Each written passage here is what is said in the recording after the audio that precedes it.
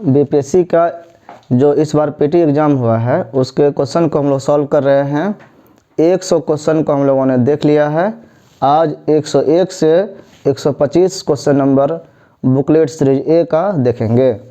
इसमें से 101 नंबर पर जो आंसर क्वेश्चन था, हु ऑन द बीड, किसने जीता, ऑन किया। विन का दूसरा रूप है बीड। बीड होता है बोली लगना, बोली लगता है ना। नीलामी जब किसी चीज़ का होता है तो बोली लगता है। किसी का कोई काम के लिए ठेका दिया जाता है तो बोली लगता है। जो कम से कम रेट लगाता है उसको दे दिया जाता है। मान लो हमको घर बनवाना है तो हम चाहेंगे कि सस्ते में अच्छा घर बने, तो कहेंगे कि कौन कौन घर बनाना चाहता है मेरा। तो कोई कहेगा, वो कहेगा हम 10 रुपये में बना देंगे, कोई कहेगा 9 रुपये में बना देंगे। तो हम किसको देंगे? 9 रुपये वाले को। यही बीड है। तो कह रहा है कि हु ऑन द बीड, किसने बीड को जीता। टू कंस्ट्रक्ट, बनाने के लिए, निर्माण करने के लिए। क्या? The new parliament building. Recently, तत्काल में, इधर हाल फिलहाल में पार्लियामेंट जो संसद हमारा है, संसद का जो भवन है नया बनाया जाना है। पुराना भवन है, नया बनाने के लिए बिड लगा था। तो उसमें किसने जीता, मतलब अब कौन कंपनी पार्लियामेंट बिल्डिंग को, संसद भवन को बनाएगा। ऑप्शन है L&T limited, Reliance project limited, Tata project limited और the national highway authority of India. इसमें बोली जो है टाटा प्रोजेक्ट लिमिटेड ने जीता। क्यों जीता? क्योंकि इसने 861.9 करोड़ का बोली लगाया था।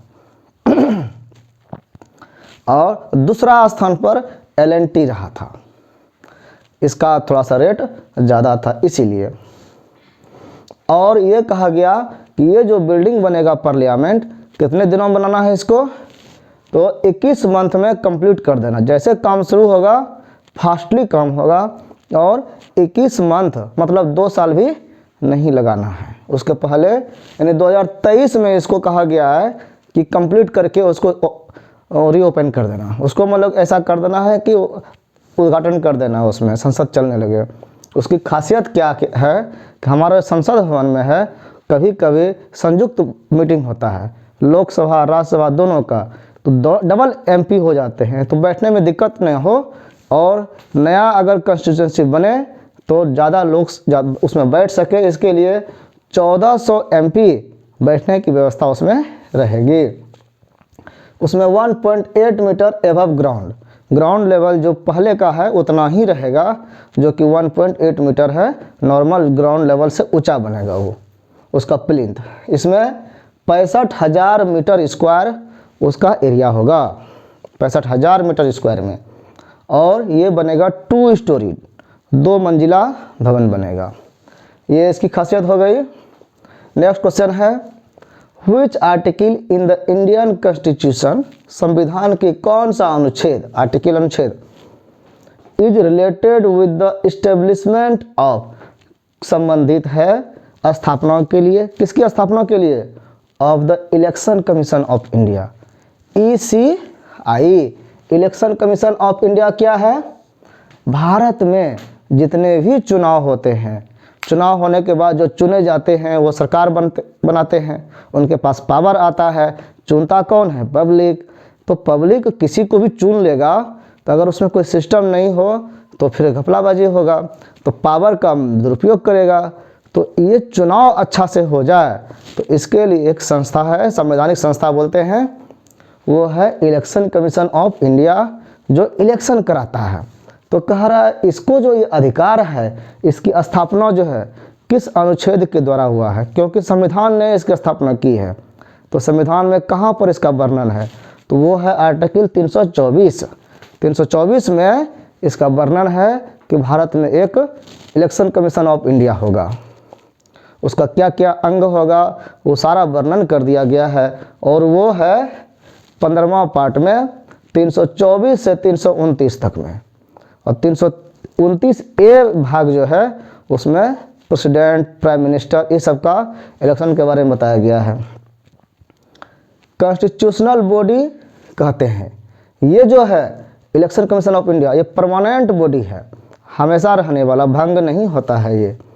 और इसी तरह से और भी परमानेंट कॉन्स्टिट्यूशनल बॉडी है, क्या क्या है, जैसे कि सुप्रीम कोर्ट है, हायर जुडिशरी जो है ना, वो भी कभी हटता नहीं है, वो संवैधानिक सुरक्षा करने के लिए है। UPSC, union public service commission, ये भी संवैधानिक संस्था है। सीएजी, ईसीआई, ये सब संवैधानिक संस्था है। तो यहाँ पर आर्टिकल 324 हो गया।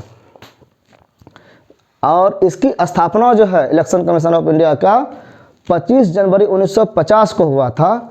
और इस उपलक्ष्य में 25 जनवरी को नेशनल वोटर्स डे मनाया जाता है। 25 जनवरी को भारतीय मतदाता दिवस के रूप में इसको मनाया जाता है, क्योंकि इसी दिन इलेक्शन कमीशन ऑफ इंडिया की स्थापना हुई थी 1950 में। अगला क्वेश्चन है, who is the head of, कौन हेड है, अध्यक्ष है national commission for women at present. वर्तमान में महिलाओं के लिए जो राष्ट्रीय स्तर पर कमीशन है, आयोग है, महिला आयोग जो है, राष्ट्रीय महिला आयोग, इसके अध्यक्ष कौन है? तो वो है Rekha Sharma.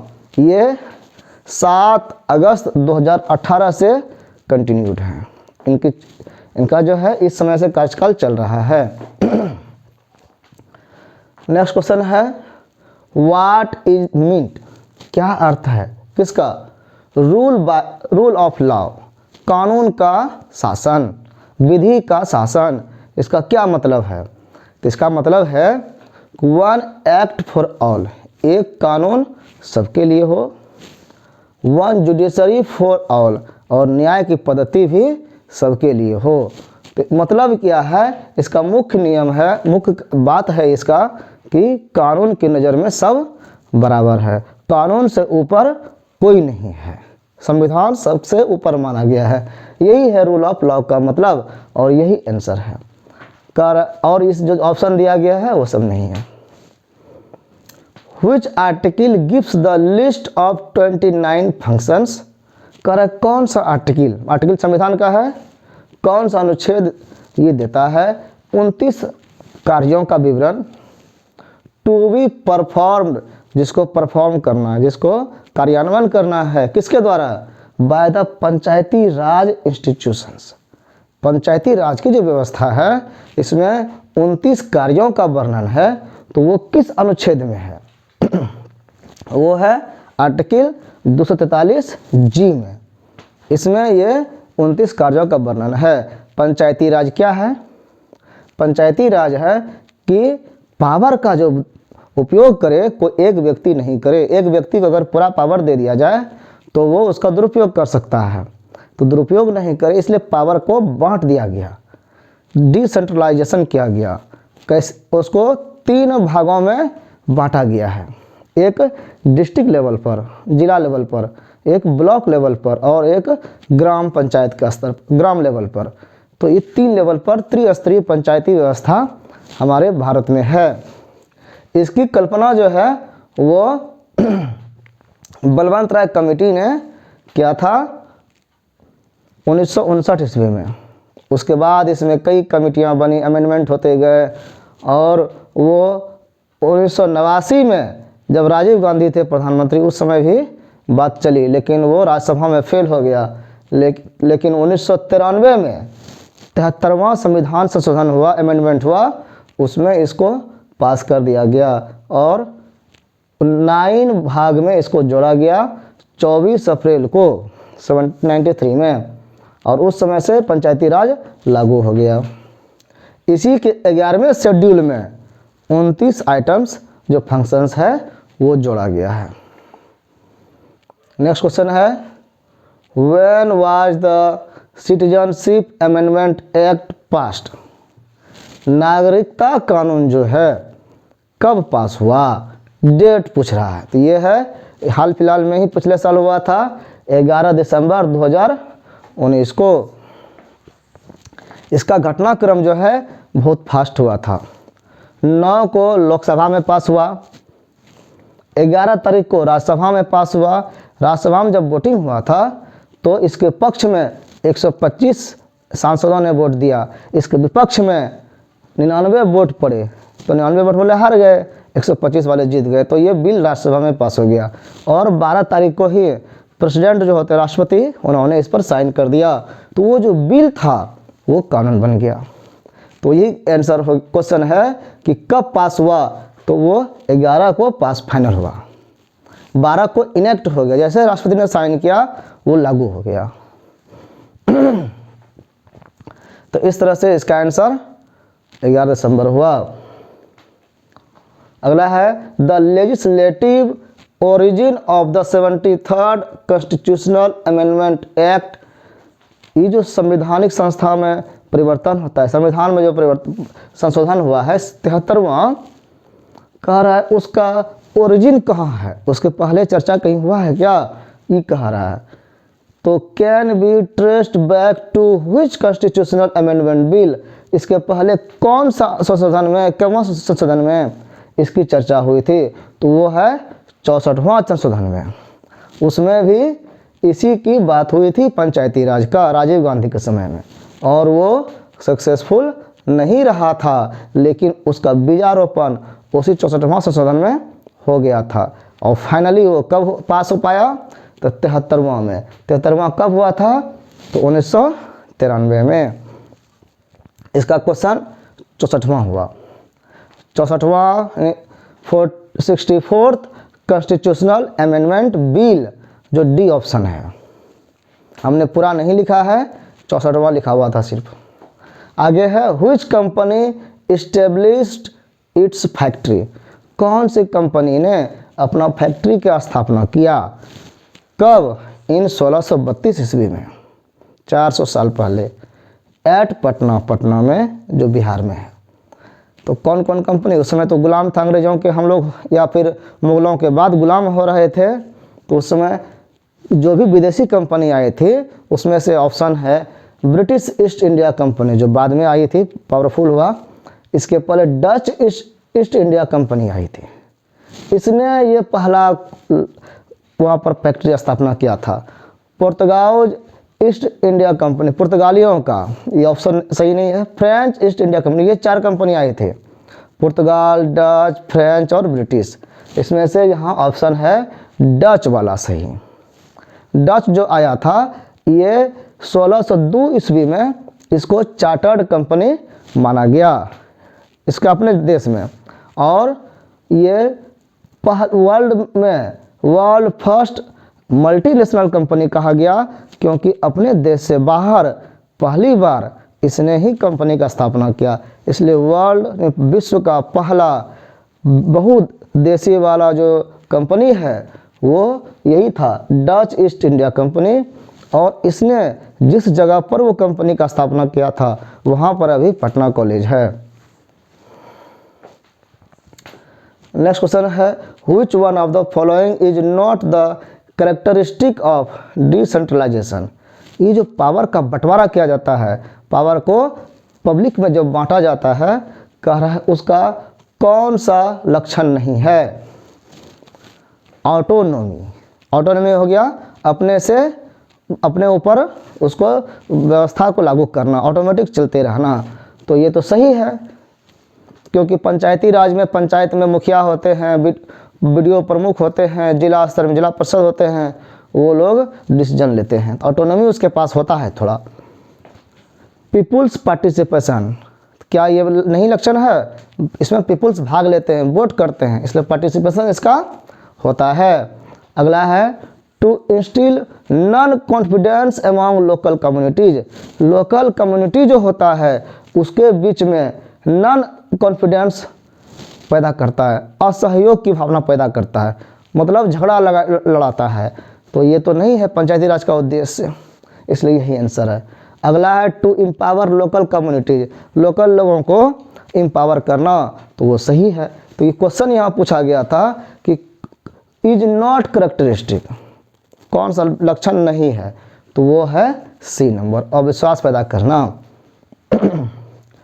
Which act is not the landmark in, landmark कौन नहीं है in the development of constitution during the British rule.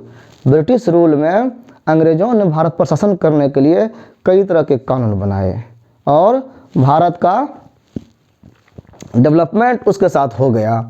तो कह रहा है कि यहाँ पर कौन सा कानून उसने लागू नहीं किया था डेवलपमेंट के लिए। क्या क्या है? The regulating act 1773, the charter act 1833, the government of India act 1919। ये सब 1919।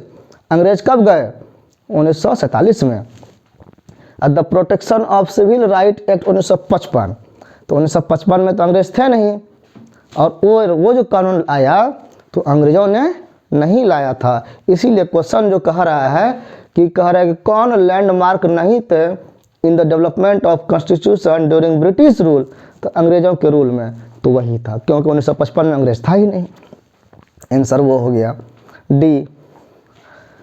Which one among the following, आगे जो दिया गया उसमें से, is not an objective of food management in India.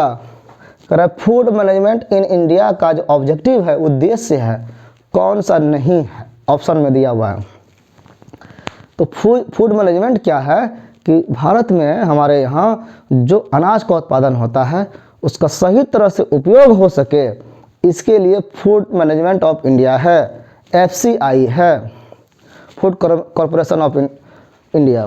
तो वो क्या उसका उद्देश्य है, क्या करना चाहता है? ऑप्शन देखते हैं। डिस्ट्रीब्यूशन ऑफ फूड ग्रेन, हम इसको समझ लेते हैं ऐसे कि इसको फूड को सही जगह पहुंचाने के लिए, उचित रूप से संरक्षण करने के लिए FCI नोडल अफसर है, और वो उसका 4 काम है, उसका 4 उद्देश्य क्या क्या है? प्रोक्योरमेंट ऑफ फूड ग्रेन, धान जो या अनाज जो होता है उसको किसानों के पास ढेर हो गया, उत्पादन हुआ तो उससे खरीदना। किस लेवल पर? MSP पर, मिनिमम जो है उसका जो रेट होना चाहिए उस पर। तो ये हो गया खरीद करना। दूसरा है उसका कि जब सरकार ले लिया अनाज को तो डिस्ट्रीब्यूटिंग, उसको डिस्ट्रीब्यूट करना है। कहाँ करना है? जहाँ गरीब है, जिसके पास अनाज नहीं है, उसको बांटते हैं हम, राशन दुकान से बांटा जाता है। तीसरा है मेंटेनेंस, रखे जो अनाज खरीदे तो उसकी सुरक्षा के लिए गोडाउन बनाना, तो वहाँ पर रखते हैं। और चौथा है फूड सिक्योरिटी, कोई भूखा नहीं रहे, भोजन सुरक्षित रहे और सबको मिले, और प्राइस स्टेबिलिटी रहे, उसका दाम भी अचानक नहीं बढ़े। ये सारा काम फूड मैनेजमेंट ऑफ इंडिया का है। तो आगे ऑप्शन हम देखते हैं क्या है। कह रहा है डिस्ट्रीब्यूशन ऑफ फूड ग्रेन, सही है, फूड ग्रेन को डिस्ट्रीब्यूट करते हैं। प्रोडक्शन ऑफ फूड ग्रेन, उत्पादन करते हैं। Maintenance of food grains, buffer stock बनाते हैं, सही है। एक्सपोर्ट ऑफ फूड ग्रेन्स, अनाज को दूसरे देशों में बेचना, ये इसका उद्देश्य नहीं है। ढेर हो जाए, बेच दिया, दान कर दिया, अलग बात है, लेकिन ये उद्देश्य इसका है नहीं, इसलिए आंसर यही होगा। अगला है revenue deficit in India. Bharat में जो रेवेन्यू में डेफिसिट होता है, इनकम में, इम्प्लाइज दैट, उसका क्या मतलब है? उसका मतलब है the Indian government needs to borrow in order to finance its expenses which do not create capital assets. कह रहा है कि हमारा इनकम जो है वो अगर खर्च ज़्यादा है और इनकम कम है तो फिर रेवेन्यू डेफिसिट कहा जाता है। वो बी आंसर हो गया।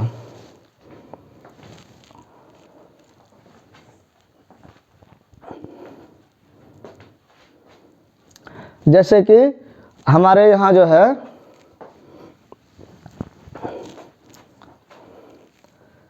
बिजनेस में उतार चढ़ाव होते रहता है। Which of the following countries, next है कि कौन सा country in India's top trading partner in 2019-20। Bharat का जो बिजनेस हो रहा है, ट्रेड जो हो रहा है अदर कंट्री के साथ, उसमें सबसे ज़्यादा जो है किस कंट्री के साथ हो रहा है? तो टॉप ट्रेडिंग कंपनी जो है वो वर्तमान में USA है, अमेरिका है। कहा गया कि 1819 से पहले चाइना के साथ ज़्यादा आदान प्रदान हो रहा था, ज़्यादा बिजनेस हो रहा था, लेकिन चाइना के मिसबिहेवियर के कारण भारत सरकार ने उसको बैन किया थोड़ा थोड़ा और कंट्रोल करने लगा, और यूएसए के साथ, अमेरिका के साथ बिजनेस बढ़ाया। और 18-19 में चीन को पीछे करके यूएसए के साथ टॉप ट्रेडिंग होने लगा। 19-20 में भी अमेरिका ही टॉप रहा। अमेरिका यूएस के साथ 54.2 बिलियन डॉलर में अभी हो रहा है। सेकेंड में है अभी यूएई के साथ में 29.7, और चाइना के साथ मात्र 17 बिलियन, हांगकांग के साथ 11.5 बिलियन। इतना रुपये का अभी ट्रेड हो रहा है, व्यापार हो रहा है।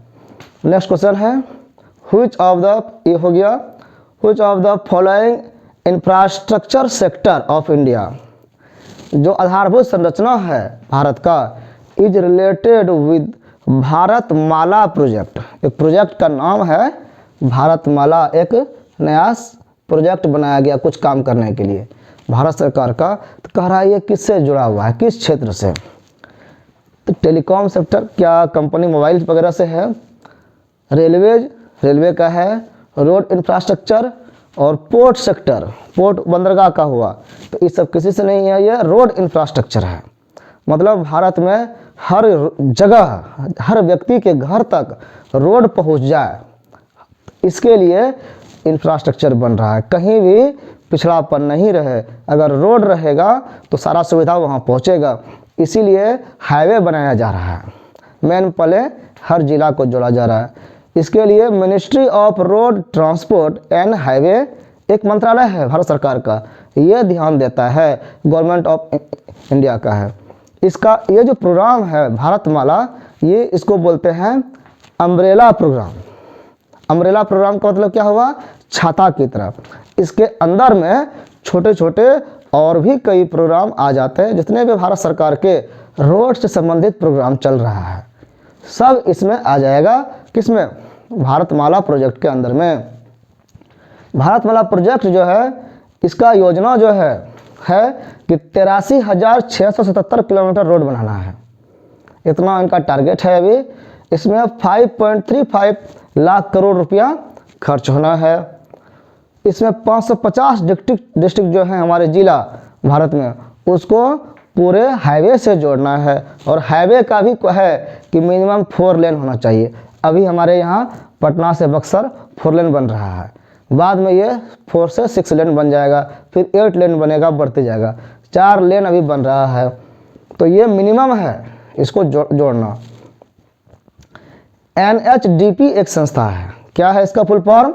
National highway development project. ये इसको देख रहा है।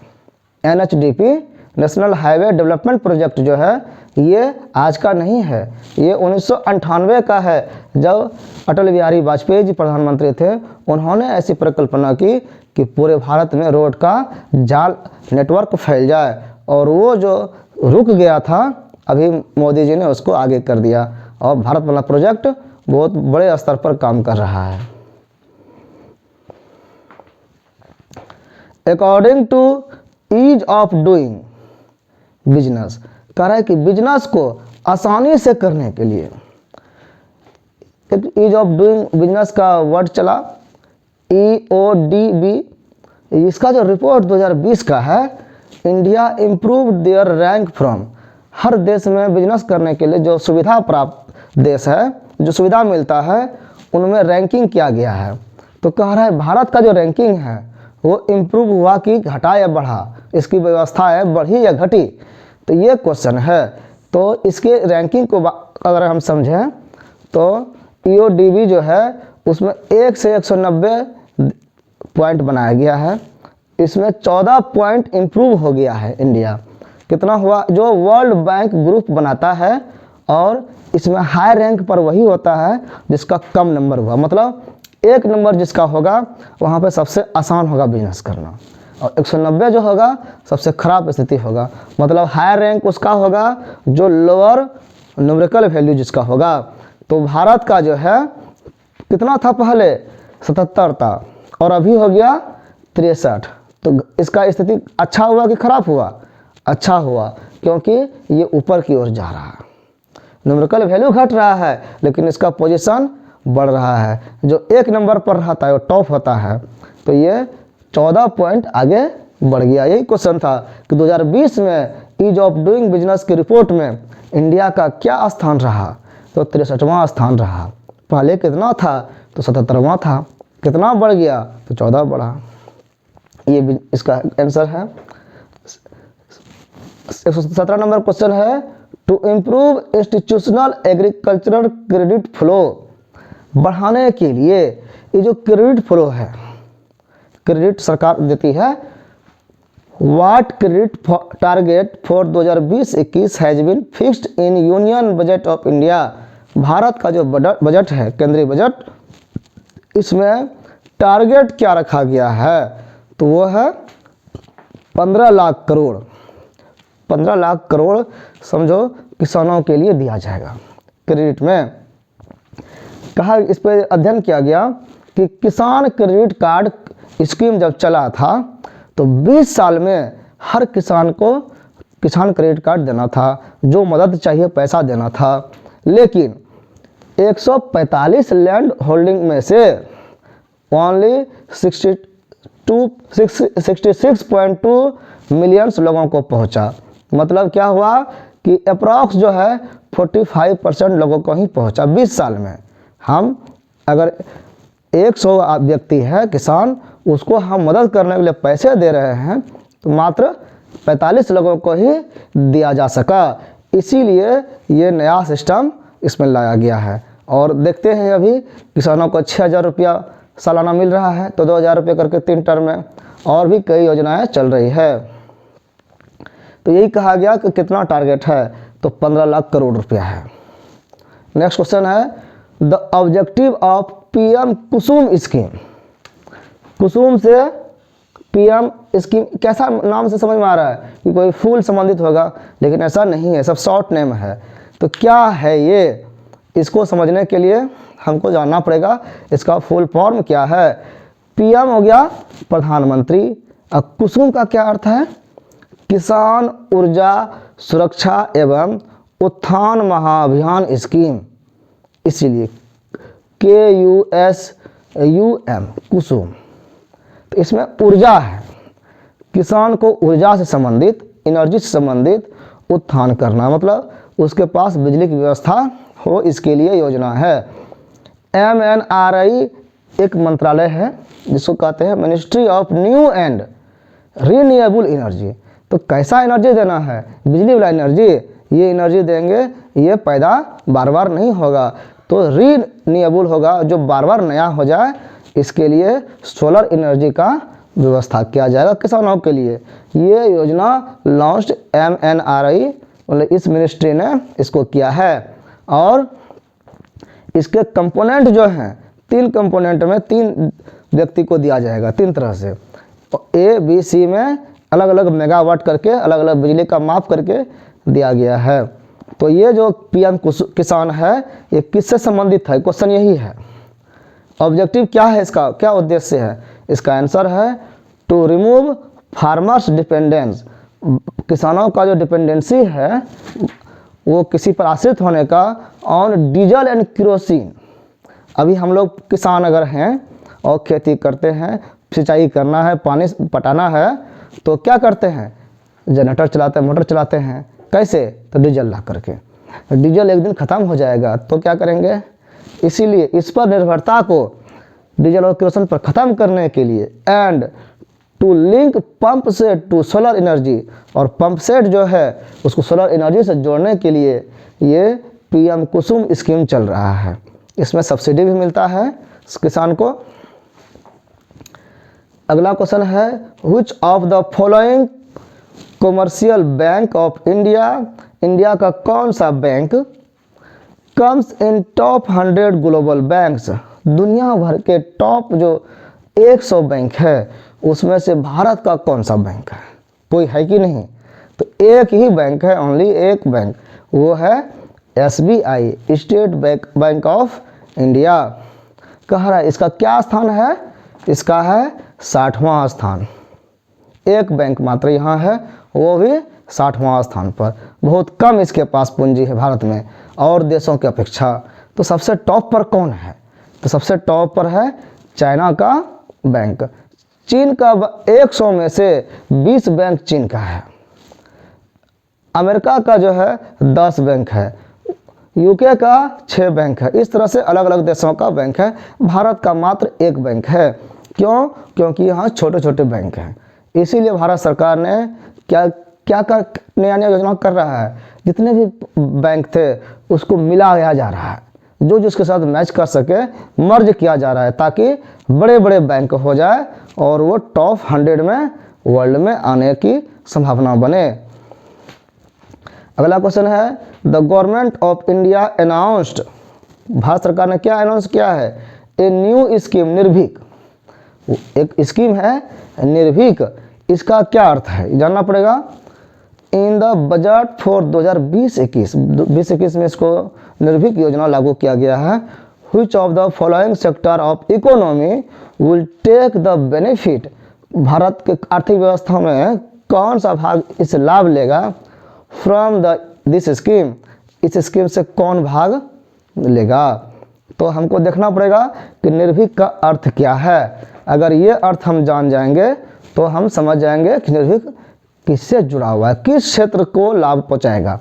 तो निर्भीक जो है वर्ड,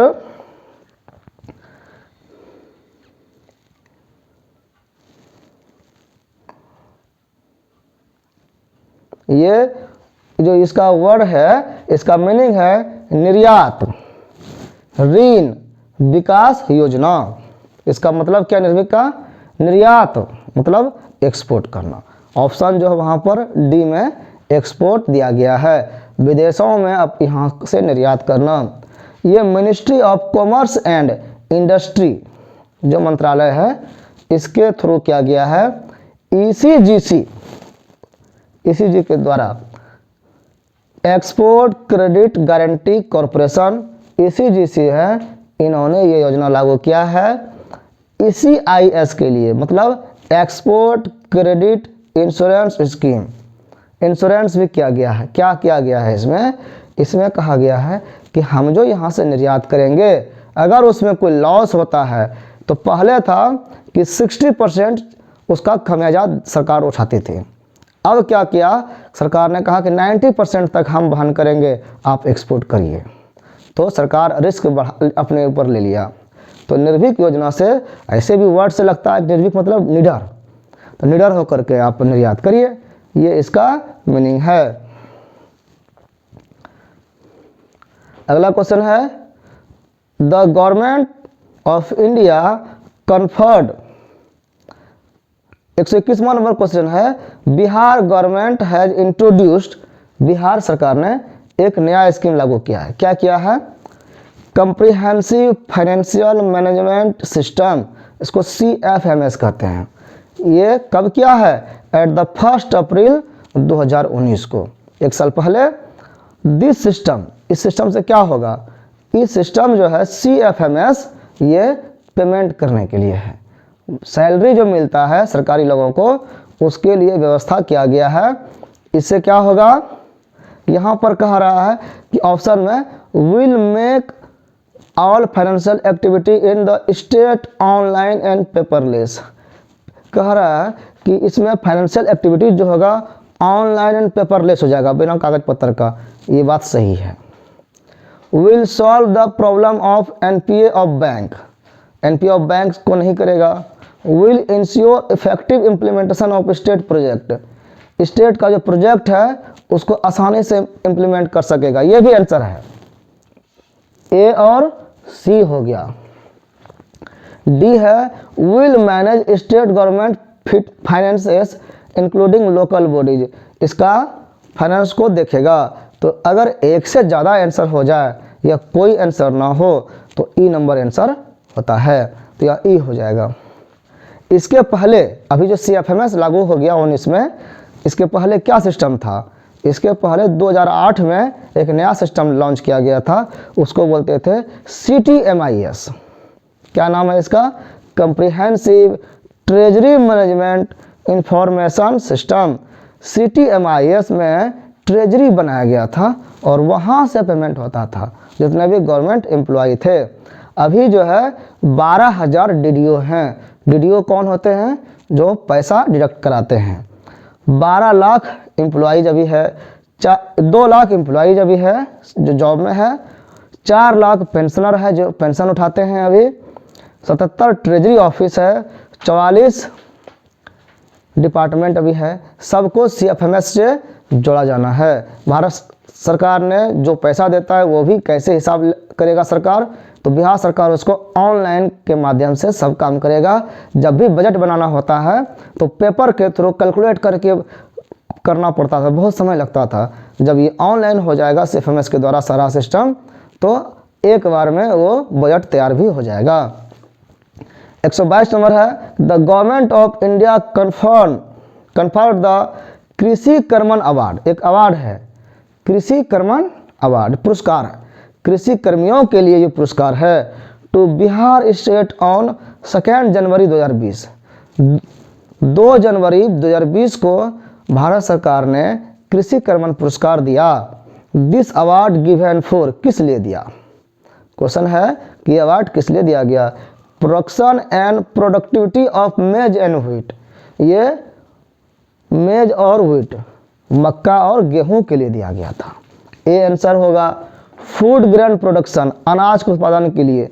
बी भी आंसर होगा प्रोडक्शन ऑफ राइस, ये चावल के लिए भी दिया जाता है, वो भी होगा। मतलब प्रोडक्शन ऑफ वाइल्ड सीड, वो गलत होगा, नहीं होगा। तो इस तरह से आंसर ई हो जाएगा, क्योंकि इसमें एक से ज़्यादा आंसर हो गया। ये जो दिया जाता है मुख्य रूप से कृषि कर्मण पुरस्कार, इसके बारे में हमको जानकारी होनी चाहिए कि गेहूँ, चावल, दाल और मोटे अनाज, इसके उत्पादन में जो राज्य सबसे ज़्यादा अग्रणी रहता है, टॉपर होता है, उसको ये पुरस्कार मिलता है। इसमें बिहार टॉपर रहा, इसका मतलब बिहार में उत्पादन बढ़ा। 5वां बार मिला है बिहार को। 2016-17 में मक्का का उत्पादन टॉप में था, पूरा इंडिया में बिहार में ज़्यादा हुआ था। 2017-18 में गेहूं का उत्पादन बहुत हुआ था। इसके पहले 2011-12 में चावल का उत्पादन बहुत ज़्यादा हुआ था। तो कृषि कर्मण पुरस्कार इसको 5 बार मिला है। इस बार जो हुआ था वो कब हुआ था? 18-19 में। ये जो कृषि 2020 का जो चुनाव ये पुरस्कार मिला था, इसका जो मीटिंग हुआ कर्नाटक के बेंगलुरु में है, तुमकुर जगह, तुमकुरु, वहाँ पर हुआ था। उसमें बिहार सरकार से नीतीश कुमार और कृषि मंत्री को बुलाया गया था, जो ताकि वहाँ पर प्रधानमंत्री अपने हाथों से पुरस्कार दे। तो इसमें कृषि मंत्री डॉक्टर प्रेम कुमार गए थे यहाँ बिहार से। इसमें 2-2 करोड़ रुपया मिला। 4 किसान को भी पुरस्कार दिया गया, जिसको 2-2 लाख रुपया मिला था। कृषि कर्मण पुरस्कार, इसका आंसर ई हो जाएगा यहाँ पे। अगला है 123, Bihar government launched a new scheme. Bihar government ने एक योजना लागू किया, सतत जीविकोपार्जन योजना। मतलब जीविकोपार्जन कर सके लगातार सब दिन तक, आज भरपेट खा लिए कल भूखे रहना पड़े, ऐसा जीविकोपार्जन नहीं हो, ऐसा योजना हम ऐसा व्यापार नहीं करें कि कल भूखे सोना पड़े। तो बिजनेस ऐसा करें हम जो सतत चलते रहे, कंटिन्यूअस हो। इसके लिए योजना लागू किया गया, सतत जीविकोपार्जन योजना, इन अगस्त 2018 में। तो कहा गया क्वेश्चन में कि the objective of this scheme is, इसका क्या उद्देश्य है? तो जानकारी के लिए हम जान लें कि बिहार सरकार ने बिहार में शराबबंदी किया, पूर्ण शराबबंदी। तो जब शराब को बंद कर दिया तो जो शराब बेच रहा था वो क्या करेगा? शराब बेच रहा था, पैसा कमा रहा था, तो खा रहा था, शराब बिक्री बंद हो गया तो भूखे ना मरेगा फिर। तो उसको बिजनेस करने के लिए मैक्सिमम लोग गरीब बेचे करते थे, और जो बड़े बड़े थे तो उसको तो कोई दिक्कत नहीं हुआ। तो गरीब लोग जो थे उसको बिजनेस फिर से करने के लिए कि और कोनो बिजनेस करो, अच्छा से अपना जीविकोपार्जन करो, उसके लिए योजना लागू हुआ था। बैन जो हुआ था सेल ऑफ लिकर बोलते हैं शराब को, तो इसके कारण 4 सुविधा इसमें मिला। ऑल फॉर्मर्स लिकर सेलर्स, जितने भी पहले से बेचने वाले, दारू बेचने वाले थे, विल रिसीव फाइनेंशियल असिस्टेंट मदद मिलेगा आर्थिक रूप से टू स्टार्ट अनदर बिजनेस, दूसरा बिजनेस करने के लिए। वन टाइम 60,000 से 1,00,000 रुपया मिलता है, उसको बिजनेस करना है, हम तुमको देते हैं पैसा। जब जैसे बिजनेस शुरू किया तो 7 मंथ तक 1,000 रुपया देता है सरकार, उसको देता है इस पुरस्कार अब इसके योजना के तहत। और स्पेशल इंश्योरेंस फॉर वुमेन, अगर महिला ये कर रही है तो उसको इंश्योरेंस भी किया जाता है। तो ये इसका योजना का था। ऑप्शन में देखते हैं क्या है। To provide unemployment allowance to youth, युवाओं को बेरोजगारी के लिए भत्ता, गलत आंसर है। To provide unemployment in rural area, ग्रामीण एरिया में जो बेरोजगारी है उसको थ्रू लोकल बॉडी से हेल्प करना, यह गलत है। To provide sustainable income generation assets to extremely poor household, गरीब लोगों को मदद करना, ये भी इसका मतलब नहीं था। To provide free training for skill upgradation of youth, युवाओं को तकनीकी का ज्ञान देने के लिए ट्रेनिंग देना फ्री में, ये सब ऑप्शन नहीं है। ये किसके लिए था? जो पहले से दारू बेचता था, फॉर्मर लिकर सेलर लिकर था, उसको दिया जाता था ये। तो दारू बेचने वाले का ये ऑप्शन इसमें नहीं दिया है, इसलिए नॉन आंसर हो जाएगा। अगला क्वेश्चन है 124 नंबर कि which of the following is not included in 7 resolves. Nitish Kumar का नियम, ये 7 निश्चय बोलते हैं हिंदी में। 7 रिजॉल्व, 7 प्रॉब्लम है बिहार में, उसको दूर करें। निश्चय एक संकल्प लिया ऑफ बिहार गवर्नमेंट में से है, तो कह रहा है कि व्हिच इज नॉट इंक्लूडेड, तो एक ऑप्शन इसमें से नहीं है। तो हमको जानना पड़ेगा पहले कि 7 निश्चय कौन कौन सा है। तो उसमें से जो है एक है आर्थिक हाल अच्छा करना, दूसरा है घर तक पक्की गली एवं नालियाँ, कि हर घर के पास पक्की रोड पहुंच जाए, नाली हो जाए। तीसरा है शौचालय निर्माण, घर का सम्मान, हर घर में शौचालय बने। चौथा है अवसर बढ़े, आगे पढ़ें, मतलब पढ़ करके आगे बढ़ें और अवसर मिले, ये 4 हो गया। और 3 इसके ऑप्शन में दिया गया है। वुमेन एम्प्लॉयमेंट, महिलाओं की बेरोजगारी को दूर करके उसको रोजगार देना, उसके लिए जो भी उद्योग छोटा मोटा करना पड़े। अगला है क्लीन ड्रिंकिंग वाटर, सबको शुद्ध पानी पीने के लिए मिले, हर घर नल जल योजना का भी शुभारंभ इसमें किया गया। Supply of electricity to all household, सबको इलेक्ट्रिसिटी, हर घर को बिजली मिले, ये 7 योजना था। इसमें चाइल्ड वेलफेयर नहीं था, बच्चों का कल्याण के लिए योजना 7 निश्चय में नहीं है, इसलिए वही आंसर होगा। कहा गया कौन सा नहीं है, इसलिए वो चाइल्ड वेलफेयर हो गया आंसर। 125 नंबर है the per capita net state domestic product, इसको NSDP बोलते हैं, at constant prices for Bihar is less than the country. India का जो देखो स्टेट का होता है तो NSDP बोलते हैं, और भारत का पूरा लेंगे तो NDP बोलते हैं, नेट डोमेस्टिक प्रोडक्ट। तो NDP क्या है? हर स्टेट से जो इनकम आता है उसको जोड़ करके स्टेटों की संख्या से भाग देते हैं तो एवरेज निकलता है NDP। तो कह रहा है कि नेट स्टेट डोमेस्टिक प्रोडक्ट जो NSDP बिहार का है और वो कंट्री का है, वो बिहार का लेस देन है, कंट्री से कम है। तो in the year 2018-19 it was, कितना % कम है, ये क्वेश्चन है। तो इसमें हम देखते हैं कि बिहार का 18-19 में 40,982 रुपया था, और एवरेज जो हर स्टेट का मिला करके और भाग देके एवरेज जो राज्य स्तर पर पूरा देश स्तर पर निकाला गया वो था 1,26,406 रुपया। तो इतना कितना भाग है? ये 33% भाग है। लेकिन कह रहा है कि कितना % कम, ये 32.42 है, तो इतना % है, तो कम कितना है? तो 100 में 32 घटाएंगे तो कितना हो जाएगा? लगभग 68 या 77 हो जाएगा। वो ऑप्शन में दिया है, ऑप्शन में नहीं दिया है, ऑप्शन में दिया है 75, 60, 50, 33, इसलिए हो गया आंसर ना। तो इस तरह से हम लोगों ने इसको देखा। आगे क्वेश्चन अगले वीडियो में देखेंगे।